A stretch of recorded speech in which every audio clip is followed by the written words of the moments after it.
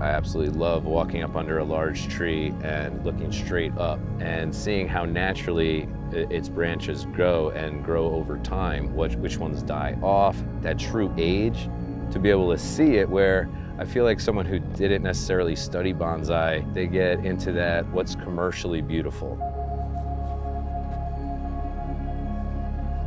Where everything in the Marine Corps is so fast forward, you gotta get it done, that's it, move on to the next thing. Where bonsai, the aesthetic value and the personal value of your accomplishment over years of developing it, it all grows. Bonsai is the growing of small trees, keeping trees small and miniature. And I think that one thing that maybe I knew, but I was surprised to hear it, is they're the same tree seeds. This 60-foot Norwegian spruce, sweeping Norwegian spruce behind me, I have a Picea abes, which is a Norwegian spruce, up in the front of my property that's sweeping in a pot that's about 4 feet tall. It's the same seed, same genus. To the left, I have potentially a dead pineapple guava forest that's about 5 years old from seed. And trees, sometimes they go to sleep, sometimes they come out and surprise you when you think they're dead. So that's part of the reason why I'm leaving it. Otherwise, I think it looks beautiful, just its natural branch structure without its leaves. And it serves as a reminder that even when you do the right thing, sometimes these trees die, and to not to stress it. Hey y'all, welcome back to the ranch. I'm Jared Paul, and today we're going to get to my lemon-scented gum tree. Nature is always going to win with bonsai.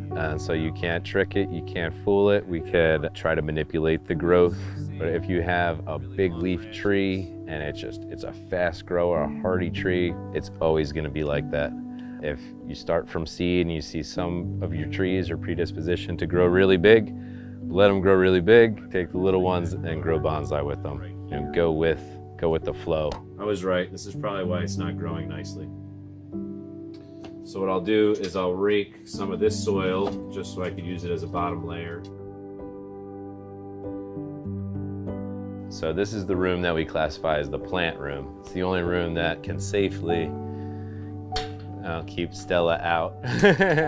When I have some of my older collection in here, say this tree specifically, it's just really worth so much to me. I need to keep it safe and protected. So this is the Delonix Regia that grew from that first Planter's Choice Bonsai Starter Kit. It's just absolutely amazing. I love it. It's just got a simple little sway to it, and it grows so actively that I've pruned it probably 20 times over the 5 years. And the beauty of it is it just keeps growing back. You have a ton of plants. So you could really learn as you go, because it's in 1 year you may, other than watering and fertilizing, you may work with your tree twice. So there's a lot of opportunity to find out what's the next step with this tree. You don't have to think, oh my gosh, I don't know how to prune, I don't have these tools, I don't have that tool, I'm gonna have to repot it. Like, you got years, you got time. So as long as you're patient in the developing of your trees, it works equally in the developing of you as a bonsai artist. I really have a bunch of different crushes on different species of trees, and Japanese maple is certainly one of those. Ever since I was young, they're just absolutely elegant and beautiful. Is there a perfect bonsai? I think that to the individual, you can perceive something as that is absolutely breathtaking and perfect. But as far as somebody else saying, oh, there's a problem with that bonsai, or that's not the perfect bonsai, it's all up to perception. And that is the beauty of bonsai. You could take it as serious as you'd like it, or you could just have a great time with it. There's no pressure from the bonsai community either if you do share or ask questions. It's a really open community that's happy to help. They understand that they were a beginner at one time too, whether they were 10 years old or 50 when they started. Everybody has a starting point.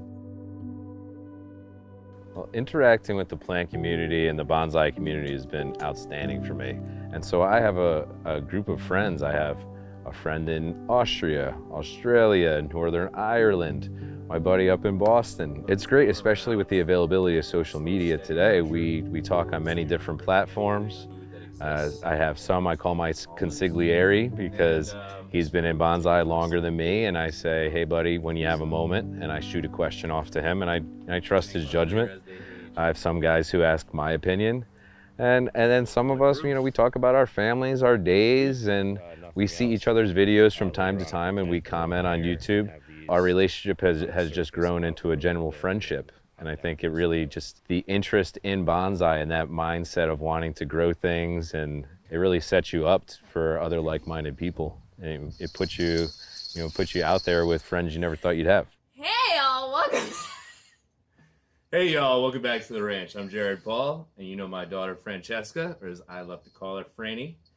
I like the idea of having to care for these trees. When I get it done, I'm most clear-headed, but also pensive first thing in the morning. I'm giving that necessary care to the plants, but it's helping me while I'm helping them. That was part of the intrigue with bonsai for me. I wanted plants and trees and go all in on being a tree guy, like just getting that knowledge and then retaining it. It's like you upgrade right away. It's like, oh yeah, I've got these 4 trees, and then you're all of a sudden you're doing bonsai, and then that makes it exciting for you, and it becomes a part of conversation, and you want to keep up with it. Sometimes it's really intimidating, something new, but don't put it on a pedestal. Just go for it. But bonsai is way easier to get into than people think. Thanks for watching. Subscribe to discover more hobbies and visit notjusthehobby.com to learn more.